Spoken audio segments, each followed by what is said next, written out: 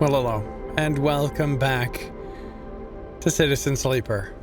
We still have a whole bushel of drives we've got to work on. I did opt for instant karma, so we can re-roll dice once per cycle as needed. So we can get the high rolls, hopefully, or low rolls, depending on what we need.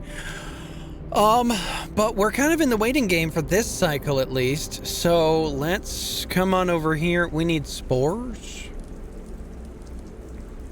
We need spores for sure.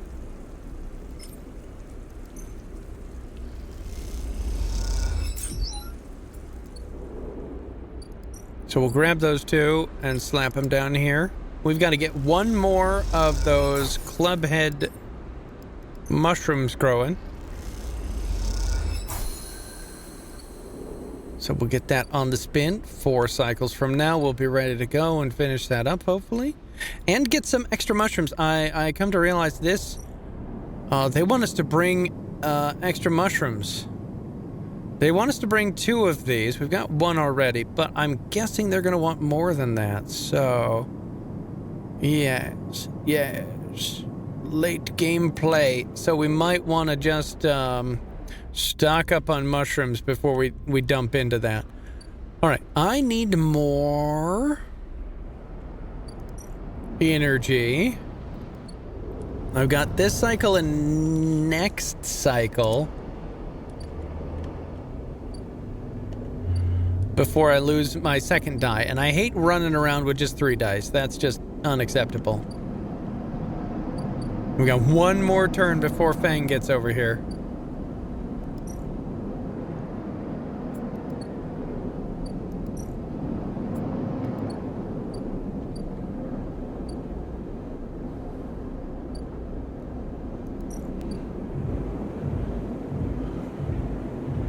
Oh, we gotta work off Ethan's debt so he'll defend us?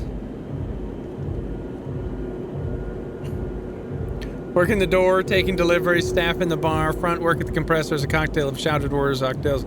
Okay, so 50-50. I guess we should probably work on some of this. Now let's re-roll both of these. Oh, we got a 3 and a 2. Okay, not terrible. Can we finish this drive? Get a 4? Come on, do it. Yes. And then a 3. Let's give it a try. Come on.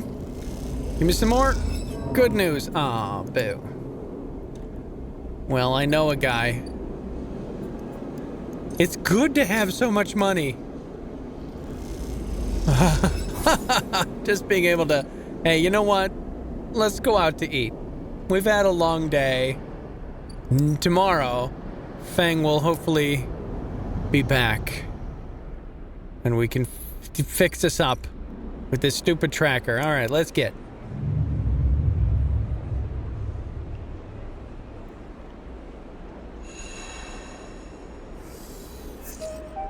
Good.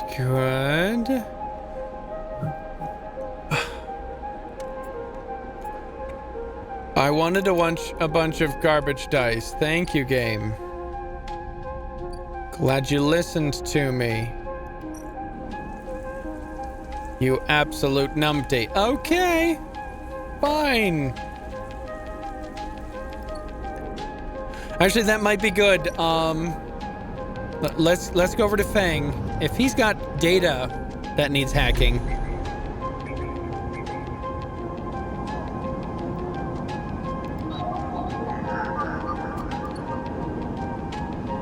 It's not popping up when I hover over it. Oh no. Okay, Fang. Fang, my boy. My dude. Fang grins at you as the bay door slides open. Above, in the rest of the building, people are busy, frightened. They speak in hushed tones and organize endless meetings after endless meeting. Havenage have avoided a full-blown crisis for now, but change is coming. Fang is in good spirits and bundles you inside before you even have the chance to greet him. That was the slickest operation the station has seen. He hugs you firmly. You made my job easy. He shakes you by the shoulders. I'm so proud. And, he smiles, I got to watch through the cameras as the Havenage security that weren't in on it assaulted the station. Fang smiled. One of them straight up just whacked Hardin with their pistol. It was beautiful. What are they going to do with him? I'm not sure anyone knows. But he's cooperating and dismantling his operation and scaring off Conway. Maybe they'll exile him when they're done. Or hand him over to some core authority. Fang shrugs. Now I know he won't be an issue. I'm going to be focusing on systems for a bit. He shakes his head, seeing as that's my actual job. He points to the ceiling. The people upstairs weren't so happy, though. They've been fielding questions about the state of the eye right and left since the recording got out. People are scared. I'm not surprised. Yeah, this whole thing hasn't won me many fans in the administration, but I think in the end they'll agree that outing Hardin was worth it, whatever the methods. He touches a stack of hardware. The eye is old, and it was never meant to run like this. The master control points that Erlin and Havenage installed, they kept it spinning from the rim. That isn't ideal. But if you're asking me if the eye will stop spinning next cycle, no, he smiles. And me and a ton of other skilled people will be working to stop it happening in the cycle after that. Hardin's problem was that he didn't believe in people. He believed in systems and their ability to shape the world around them. Fang squeezes your shoulder. But as far as I'm concerned, people should be the ones running the systems, not the other way around. Anyway, Fang raps on the side of his terminal. I know you didn't come down here for a lecture. My tracker? I haven't forgotten. He produces a thumbnail drive. I managed to finish that code solution I showed you. It's a modified Ripper worm, one made to deactivate that tracker of yours. But in the time since I got back, I added something extra. That tracker of yours doesn't just show SNARP where you are, it transmits data about the state of your body, your current condition. My worm won't just deactivate it, it'll edit that data to tell SNARP your body is irreparably damaged. DNR, do not retrieve. He grins widely. Pretty smart, right? That's perfect. Just slot it already. You take the drive and hold it in your hand, and you close your eyes and open up your access ports. Take down your defenses. The worm immediately enters your closed network. It whips through it, taking things with it as it goes. The moment you're gone, you forget they were ever there. They just blink out of existence. A second later, it's done. You open your eyes. How do you feel? Asks Fang, a little nervously. Free. Fang smiles widely. Well, you are free, sleeper. He claps you on the shoulder. Fang lets the word free hang in the air a little before he continues. Seems like it might be finally time for celebration. Fang wraps his arm around you. Jenna still owes us those drinks. He laughs, and you join him. And later, when you leave, you feel deeply thankful for having such a friend. As you walk away from the building, you look up the wide curve of the eye, up at the hub, and the other rim beyond it. The whole thing twinkles with lights, and it seems impossible to see it as anything other than breathtakingly beautiful. It feels, in that moment, like something eternal. That doesn't mean it can, or even should, last forever, or that it will never change, fade, or decay. It simply means that in this moment, this place has a future. And it's one that you know deeply and truly is worth protecting.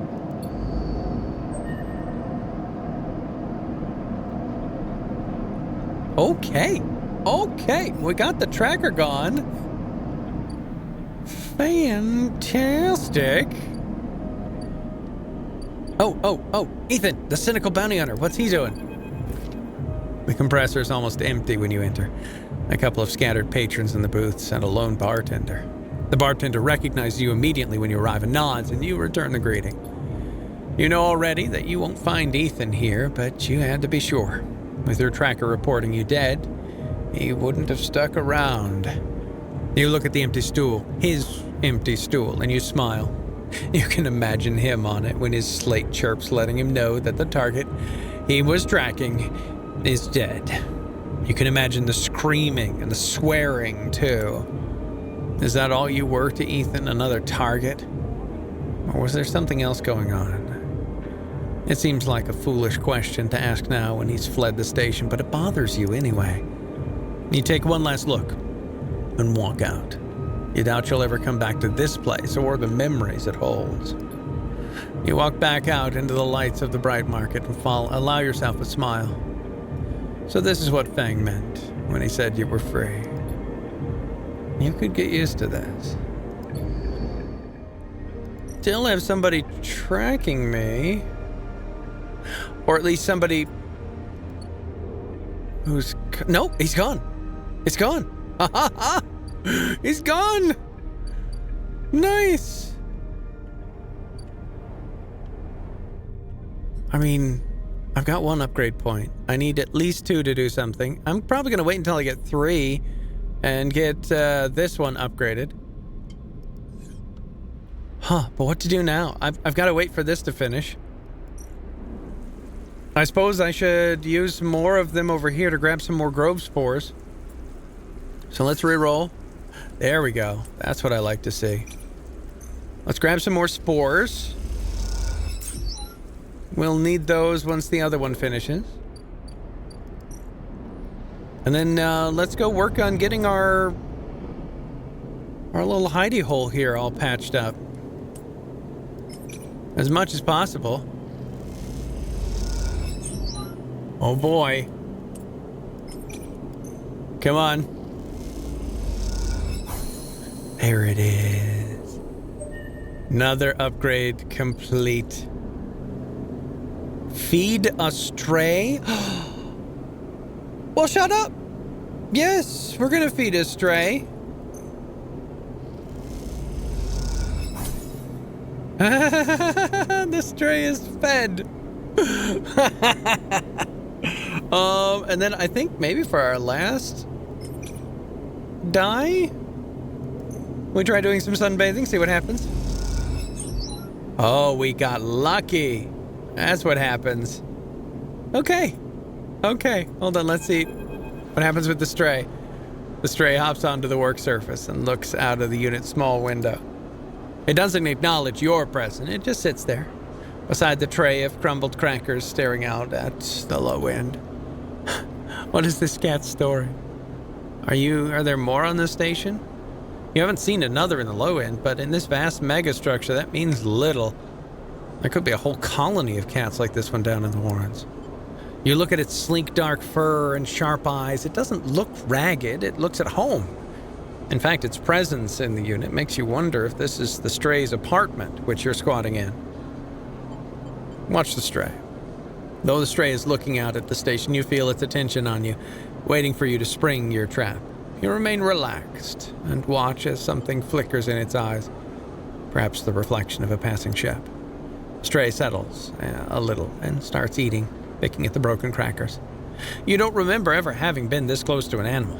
It triggers something in you, a recognition of a life totally unlike your own, but still somehow connected, a parallel, even interwoven. Stray licks crumbs from its fur. Were you born here? The stray lifts its head as you speak, but looks out at the glow of the Logan and not at you. The cat's comfort in this place is enough to answer your question. The stray is a born resident of the Eye, like all those thousands out there beyond your window. This is, after all, a place for strays, for both of those who begin their journey here and those who end it. You turn your eyes to the window, the one that the stray looks out of, and you both watch the stars and the ships together. You feel something pass between you and the stray, a kind of acknowledgement of each other, a sense that each of you might share something with the other, a point of connection. Then all at once the stray yawns wide, hops down from the unit and brushes along your legs, and then it's gone, out through the unit door and back to the corridors of the low end. Hey, we've got a cat! Oh, we've got a cat! Oh, hey, hold on, let's click on this to get rid of the Ring of Doom. Yes. And I've got 2 upgrade points. So I could get hard to kill or self-repair, but I'm not planning on getting low at all. So let's end the cycle.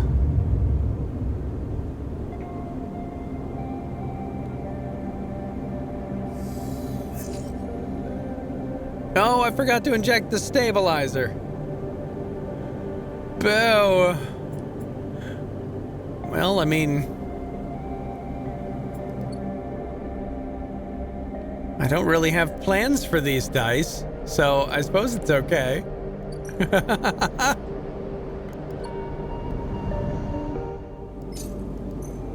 Well, I guess we'll feed the stray again. We'll just keep feeding the stray. I wonder what happens. Oh, that's really good. Okay, let's inject the stabilizer, because I want my dice back. And this thing...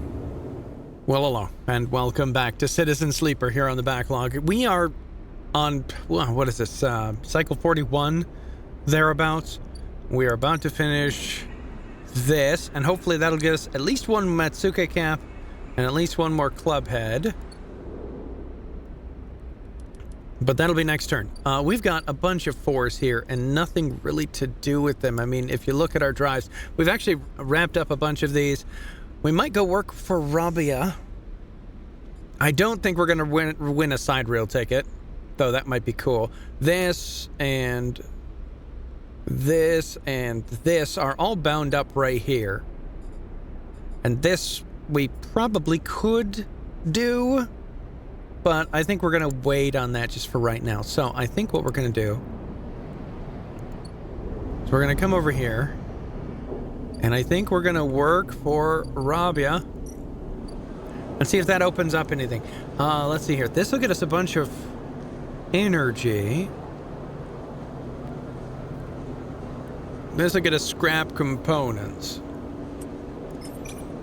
So it's a 50-50 here, whether it's going to help us or hinder us. Let's give it a go.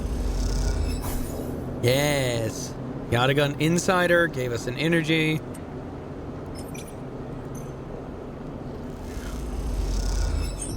There we go. Whole bunch of energy. Now we've got energy to spare. Let's come over here and maybe get some scrap components. Yes. Yes, another scrap. Cool.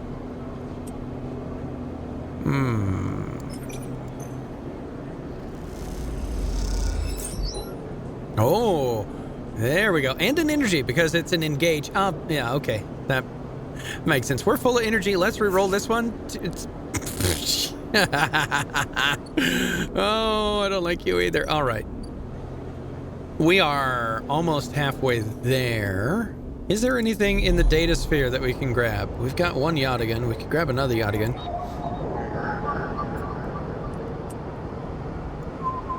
I mean, we might as well at this point. We'll grab a couple Yatagans. Maybe some extra cryo. No. We've got plenty of cryo. What we need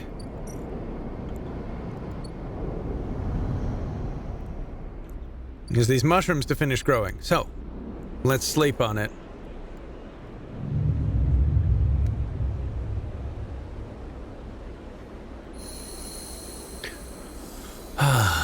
And you know what? Now that we've gotten rid of that tracker, I'm feeling much better about our prospects here. All right, let's take this. 2 random mushrooms. 2 random mushrooms. There's our club head. There's our other Matsuke. Perfect. No changes. What do we get? A Matsuke and a Gariel. Perfect. Let's do that one again. Same thing.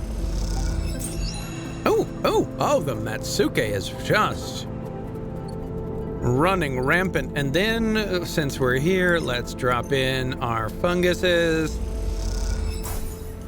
Get these cooking again.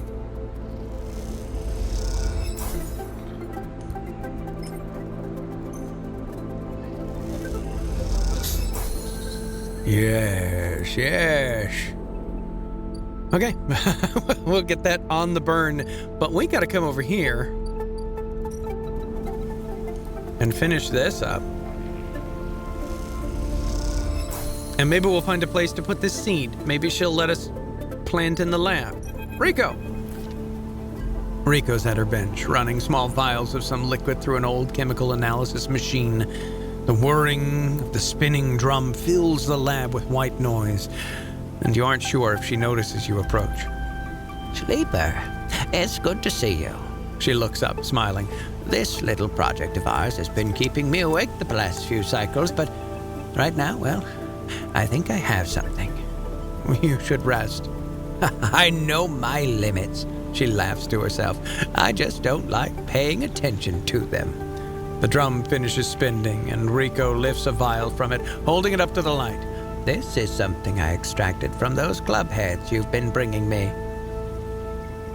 And according to my analysis, it's a substance totally unique on the Greenway. You look at the small amount of liquid in the vial. Any idea what it might be? Rico asks, without looking away from the vial. Stabilizer. Rico nods. You aren't the first sleeper to come through here. Perhaps I should have mentioned that earlier. Rico's tone suddenly drops, changing the atmosphere in the lab immediately. I just thought. She pauses, thinking very carefully of how to continue. I just wanted you to trust us. What do you mean? She sighs.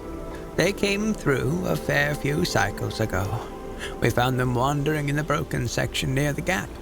The members who brought them in had never seen one of you before. They were terrified of this strange person wandering in from open vacuum. They were quieter than you and damaged. We did our best to patch them up and welcome them into the commune. I only really spoke to them once while I was working on their wounds, along with a couple of systems engineers. She looks nervously at you. I'd never seen a body like that before. I took some readings, some samples. Sample? You have to understand, I was curious. I didn't know what I was looking at. I just took a little of the damaged material, less than a thumbnail. She lifts her weight to her crutch. The next cycle, they were gone. They took a little food and hiked up towards the wild margins, where the Greenway meets the wastes. Someone saw them in the distance, but that was it. They disappeared into the overgrowth. She sits down heavily, the vial in her hand. When I saw you, I wanted things to be different. I wanted to keep you here, rather than let you disappear into wherever they ended up. She smiles to herself. Yes, I wanted to understand this place better, but I also wanted to help you. It seems that somehow both my wishes have come true at once. She holds out a hand with the vial. This is for you. You take the stabilizer, a glass cold and smooth in your palm. Oh. Those club head caps made it for you. Or at least whoever or whatever made those club heads. She starts to clear her bench. It was right there, contained in their tissue. I only had to extract it. I imagine you understand how incredible that is. I learned enough from that sleeper to know that your body, your frame, runs on some exotic technology. Exotic technology that has a time limit built in. Somehow the Greenway knows that too. It understands your psychology, physiology, much better than I ever could. It knows how to treat you. Just like that miraculous antidote that sprung from the mold, so too has this sprung from your presence here. The Greenway is speaking to you. It's welcoming you. She looks up. I know it sounds crazy, but I know it to be true. Here's the evidence. And what I also know is it is no longer speaking to me. Even after decades here, I've never seen this kind of response. Not since the antidote so many cycles ago. She smiles. So I'm going to make you a deal. You bring me as many club heads as you like. I'll extract the stabilizer and give it to you freely, but you have to tell me what the Greenway says. You have to speak with it, to dig into it, to find what being is at the center of it. I've traveled as far as I can. I need you to do the rest. Can you do that? Well, hello there, Mr. MJG 1984. Welcome to the log pile. Thanks for joining us. And don't forget to subscribe and like and comment. All of those things help the channel, help us keep the lights on, as they say. Anyway, back to the game. Yes, I can do that. Rico sighs with relief and deflates into her chair. Thank you. I'm sorry for the other sleeper. Truly, I am. I'm sorry I couldn't have done more, but I'm so glad I met you. She smiles. You are welcome here any time. Rico falls silent. She looks smaller now, more fragile. And you realize how old she must be to have seen the collapse firsthand. You idle a little in the lab, in case she asks for anything else, but she remains silent. And so you drift back into the tunnel. Thoughts of that other sleeper and where they ended up weighing in your mind.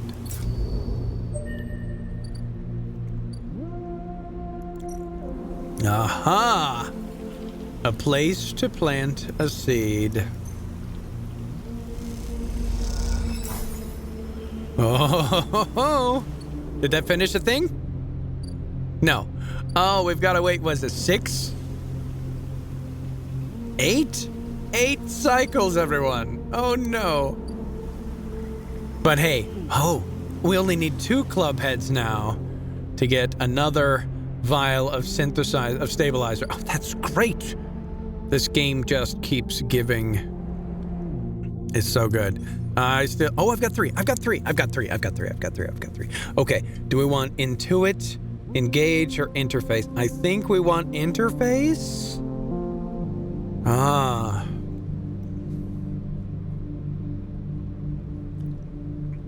To be a +2.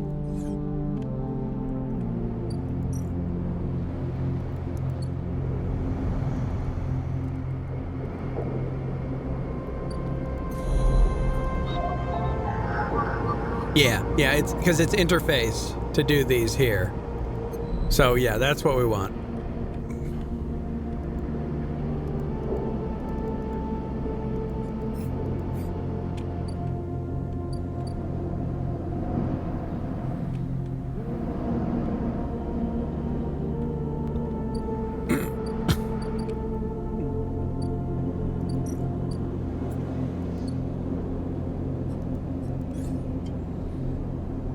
All right, interface. Do it. All 3. We get a +2. And that allows us now to use 3 different faces. A 1, a 3, or a 2. That would have been so handy just a little bit ago. All right, hey, Emphas. Got some Matsuke.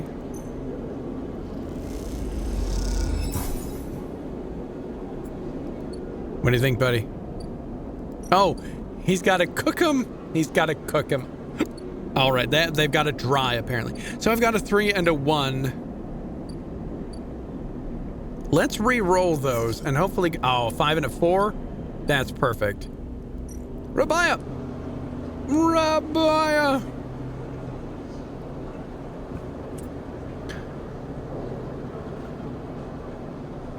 Let's come over here.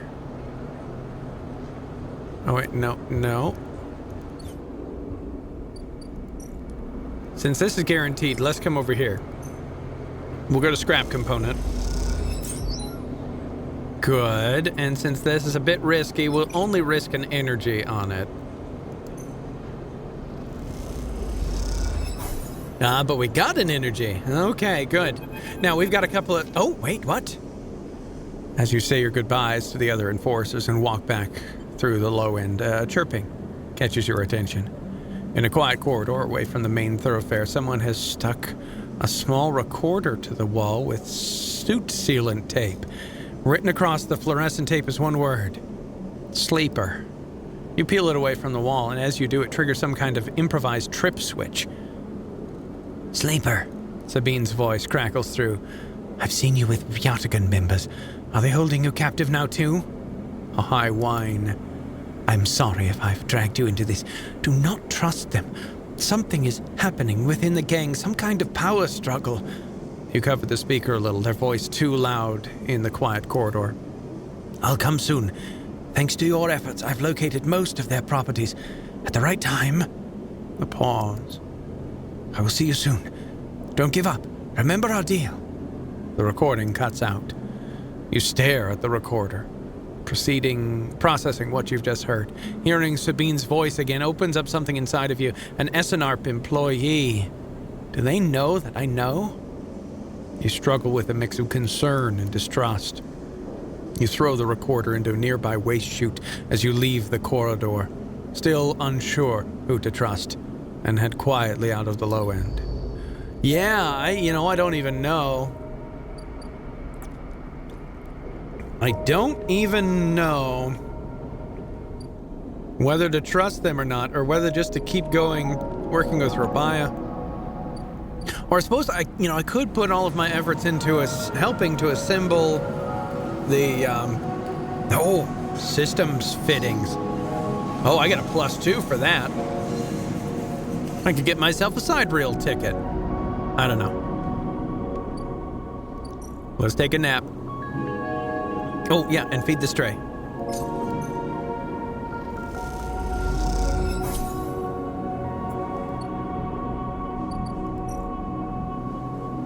Okay.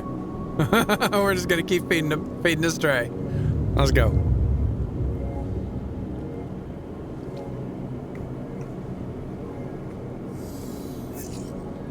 Bew. All right, Emphas. Still working. Oh, sheesh, we got a +2 to that. All right, so let's come down here. We'll grab a bit more energy. For sure. And then maybe we start working on the side reel here. Because that'll get us some cryo at the very least. Yes. 5 is just really good.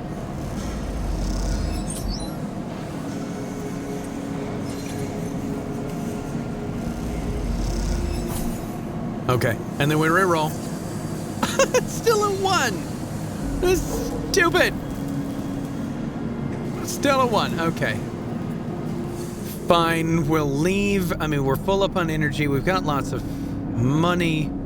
We've got items and things and statistics.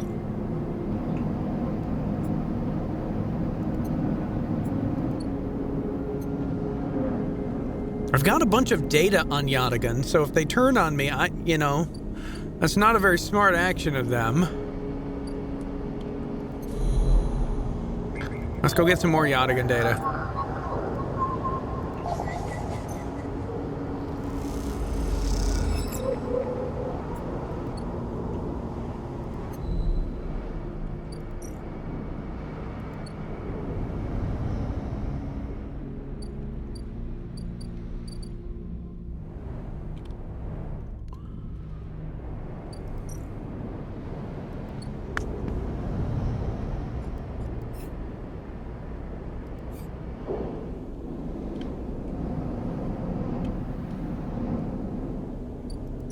All right, those are coming right along. Let's feed the stray. In the cycle.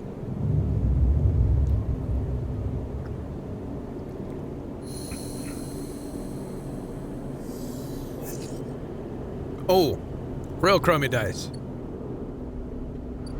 Real crummy dice. But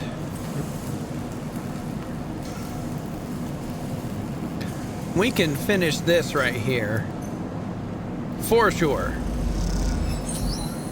Yes. Junior Tech. Each shift, a crowd of would-be workers gathers outside the shipyard, each of them clinging to a 4-digit number printed on a receipt paper. These are their assignment numbers, and you are either called for a shift or you aren't. As you arrive, the crowd is restless, and chatter rumbles through the lines. For those who, like you, have graduated to the work team, shifts are guaranteed. Having just walked out of a meeting with the supervisor where you were praised for your efforts, you feel the glow of a job well done. Yet you can't help but feel empathy for those huddled as you pass, waiting for their number to come up. You keep your head down as you leave the shipyard, feeling a little guilty as you do. "Hey, sleeper, wait up." Lem's voice trembles as he shouts above the rumble of the crowd, and you turn to see him pushing through, Mina crying in his arms. "Hey, Lem. Good to see you, friend." He's breathing hard after shouldering through the waiting workers. "You made the work team. Good for you."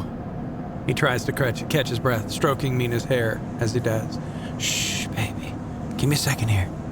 He smiles weakly at you as he comforts her and cries start to fade. Out of the crowd, he sets Mina down by his side, shiny streaks down both of her cheeks. As he does, you see he's clutching an assignment number on a crumpled piece of paper. Waiting on a shift? Uh-huh. You know how it is." He puts his hand on her shoulder, and she clings to his side. "Esther, who usually takes her, is sick." He stretches. "I don't know who." A noise sounds from the entrance, a klaxon followed by a list of numbers growing brightly on the display screen. The crowd responds instantly, pushing and pulling as people try to wade to the entry checkpoint. Lem stops and turns back towards the crowd and glances down at the crumpled paper. "That's my number. Oh, crud. Mina." He starts patting the pockets on his gear and glancing around. "Go. I'll watch her." He blinks a little, staring. Thank you. I'll..." He crouches to Mina. "You're gonna stay with our friend here, okay? They're gonna keep you safe." And he stands back up. "Here, take her bag." He shoves it into your hands. "She's got food, I've gotta go." He backs away into the crowd. "Mina, I'll be back real soon, okay? Be good." Then Lem disappears into the roiling crowd, who are now trying to get into the shipyard before it locks down. Mina stands, staring, suddenly small, without Lem at her side. She fixes you with a dark-eyed look you can't quite read. "Stay silent. Hey, Mina." She holds the stare, unmoving. The two parallel tear tracks still glint on her cheeks. "Look in the bag." You unlatch the top of the bag and see a few metal containers fashioned from scrap components. A battered slate sits on top, blinking a low battery warning, and tucked beside it is a ragged rabbit, hand-sewn. Take the rabbit.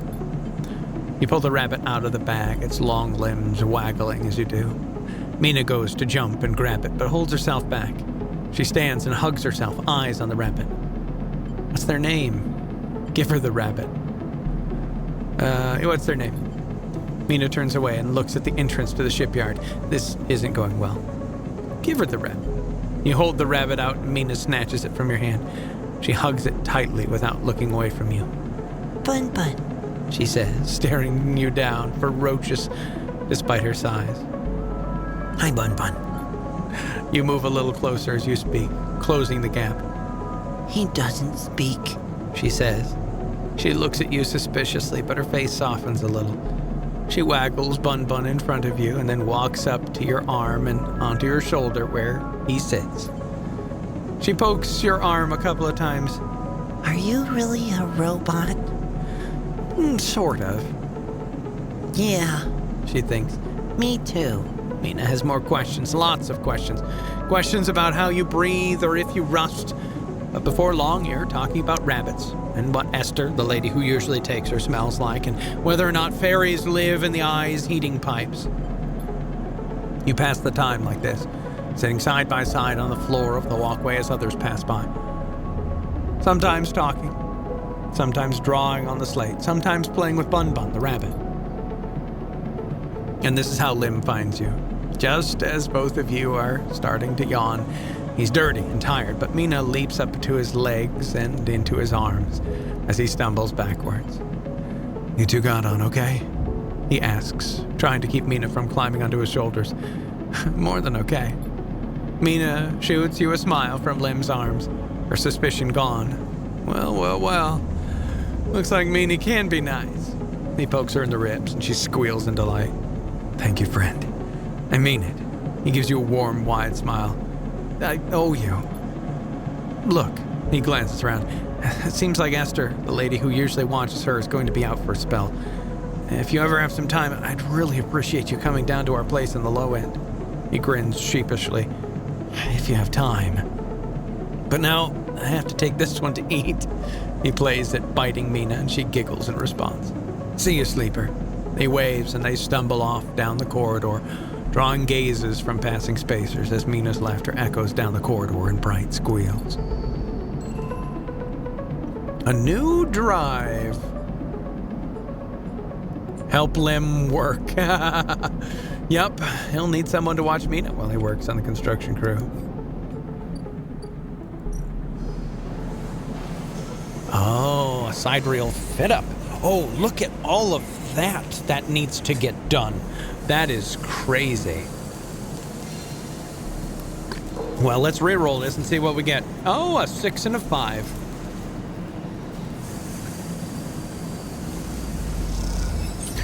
Okay, that got 2. So that means this will probably get 2 as well. Okay. That's gonna take a long time to fill up. Oh no. Okay, we got one more here. Aha, Lim and Mina's unit. There it is. Let me just go check out my mushrooms. Yeah, all right. They're coming along.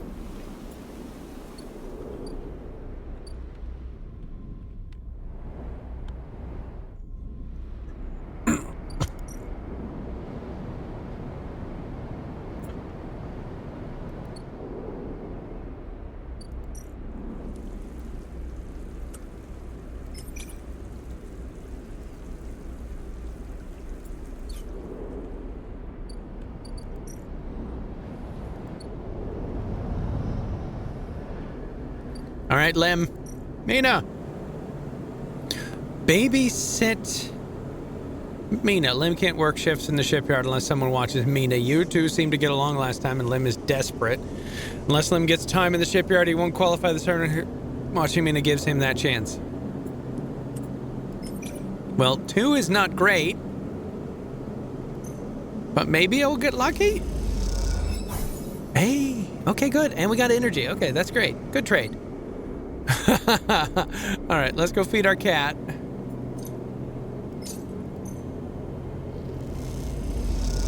And start a new cycle.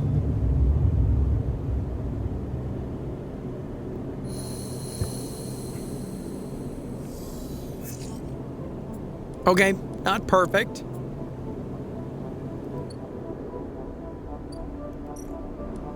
Well, we can probably get something here. 2 ticket outs. Oh, just 1? Come on, let's do better. There it is. That's what I like to see. Reroll both of these. Oh, yes.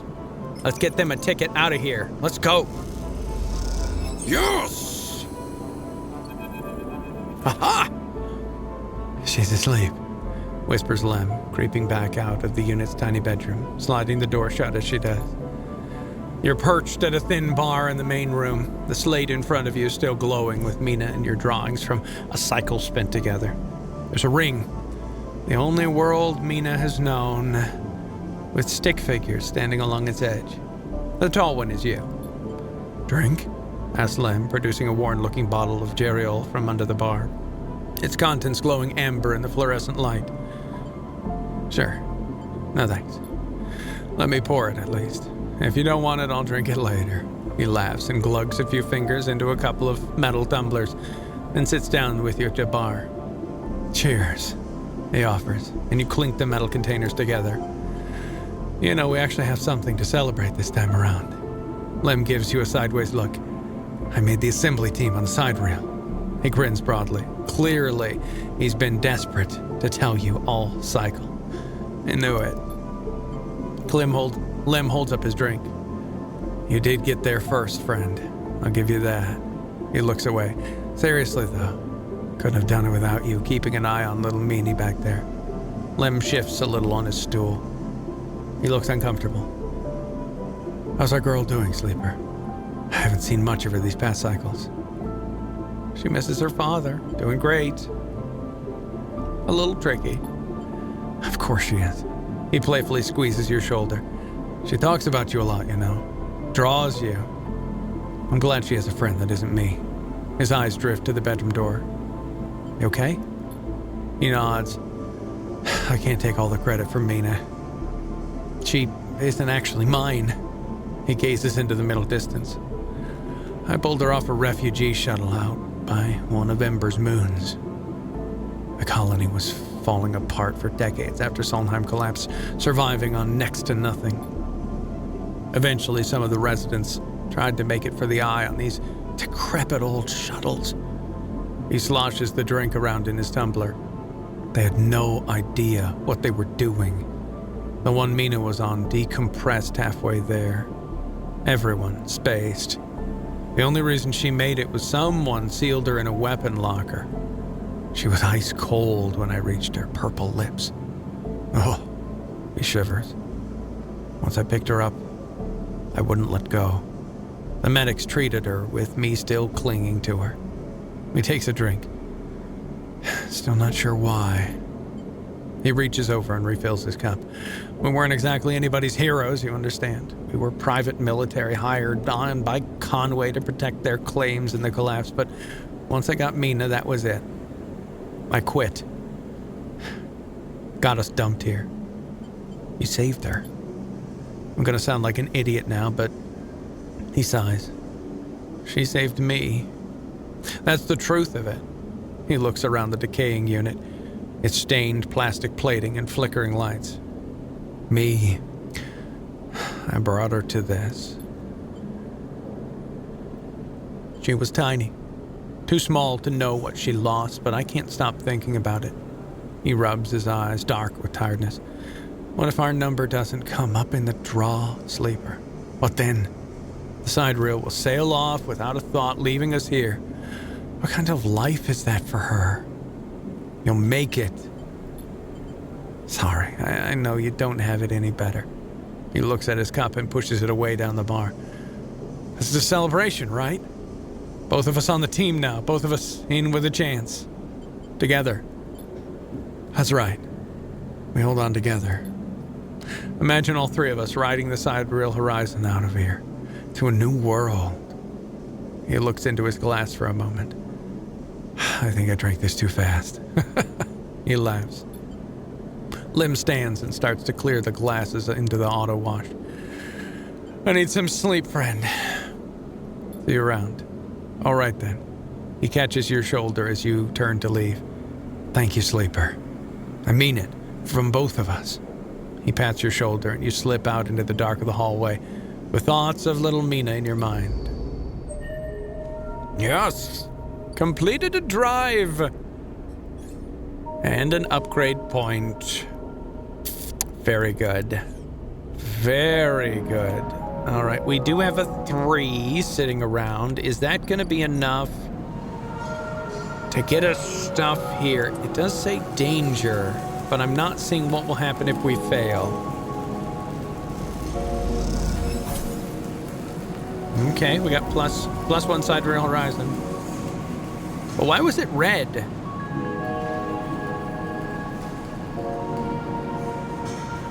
I don't know. I don't even know. But Emphas is ready. Emphas, buddy. Emphas is preparing the Matsuka caps. He cleans them carefully with a damp cloth before shaving the stalks as if he was sharpening a pencil. His knife slides through them, revealing the bright white of the flesh within. These are good, Sleeper. Very good, he says without looking up.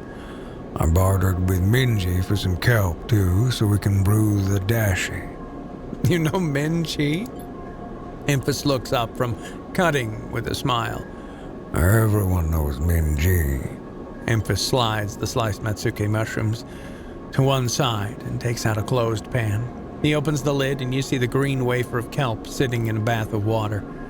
Been soaking it in the last cycle, Emphas explains.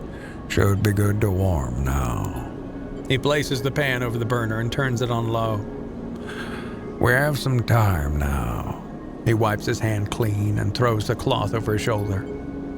However, there's one difference this cycle. He smiles. You've been the one providing the ingredients, so it's my turn to provide a story. All right. Good. This story's important to me. He gestures for you to both sit in the folding stools behind the stall. You see these? Emphas runs a hand over his forearm, tracing the circular scars that mark them like perfect bite marks. Conway called it an anchored interface rig, a mechanical control device for piloting a heavy-duty extraction suit in low-G industrial operations. We called it a bone suit. He points to a pattern of larger circles on his shoulder. They drill in and anchor it here, then all the way down the arm. He taps each scar on the way. It maps mechanical movements to the suit exactly. A one-to-one mechanical replication. You swing your arm, a 2-ton arm swings too. You should have seen the recruitment vid. Strong people in even stronger suits tearing through stone and scrap. Superheroes. Half my graduating year signed up, from company school to company shuttle. Conway from birth to death. He stares off into the distance for a moment, fighting with the memories. But the bone suits weren't good. The rate of failures was high, and failures meant arms torn off, anchors torn out, broken bones, bad stuff. So after a while, Conway discontinued them. No longer competitive, they said. He checks the broth, turning down the heat and adding the mushrooms. So there we were, hundreds of us with surgical alterations for suits that didn't work. They sent us home, back to that company colony that spat us out. To be cleaners, drivers, cooks. They gave us drugs for the pain and told us to make something of ourselves. When I deserted, bribing some passing spacers to take me out into orbit, they were only me and a couple of others left. The rest just faded away. Arthritis, osteoporosis. They folded in on themselves like paper lanterns. That was my generation.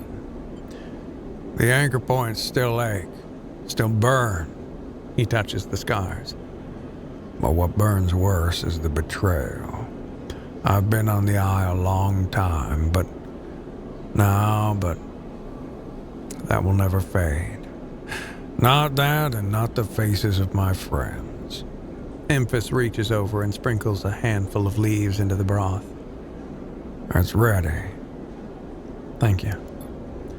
Thank you for listening to me. I'll not let their story die, and as long as I'm telling it, it'll remain. Emphas pours the broth into a double-walled metal bowl and hands it to you. The heat radiates through your hands, and the smell drifts up rich and sharp like a pine forest after the rain. You drink the broth, slowly, chewing the matsuke and thinking. Emphas busies himself with cleaning the pans in the bowl, sealing the kelp back up for another day. Then, he quietly comes to sit with you while you finish your meal. Neither of you speak, preferring instead to let the story linger in the air a little longer. It's not that there's nothing to say, it's that sometimes, in the moments after something, speaking breaks the spell. So you both idle, eager to be in each other's company. Emphas taking longer over his cleaning, his packing, and you savoring the final dregs of broth. When you finally finish and hand him the bowl, you feel the spell break, and the story leaves you both. And as you leave, you know that both of you are somehow a little more empty and a little more full than before. Aha. Wonderful. And he's still there, and we can go talk to him. But the story, as it is gamified, is done. Ooh. We can use scrap components to repair condition. I have scrap components. How much does that repair condition? Hold the phone. And why haven't we been doing that this whole time?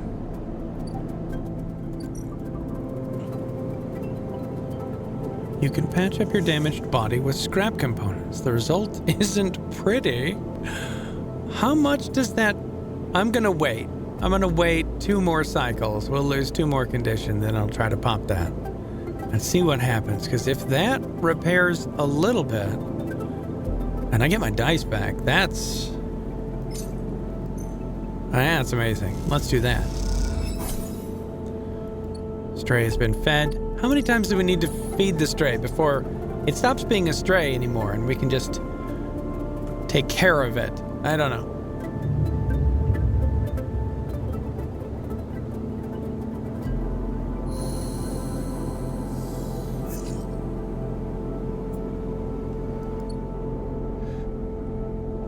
Okay, we've got a 6 and a 3 and 2 1s.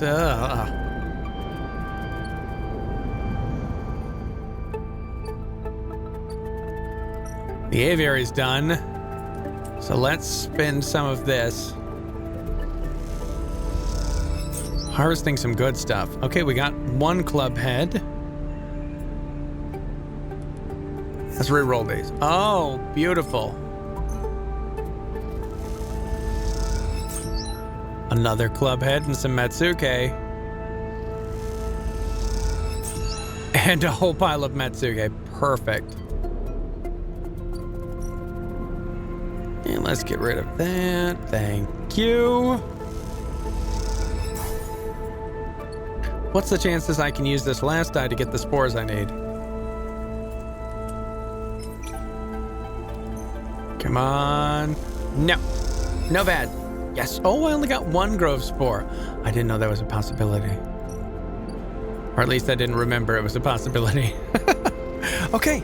So we've got 1 whole stabilizer and enough to get me another stabilizer while we wait for this to finish.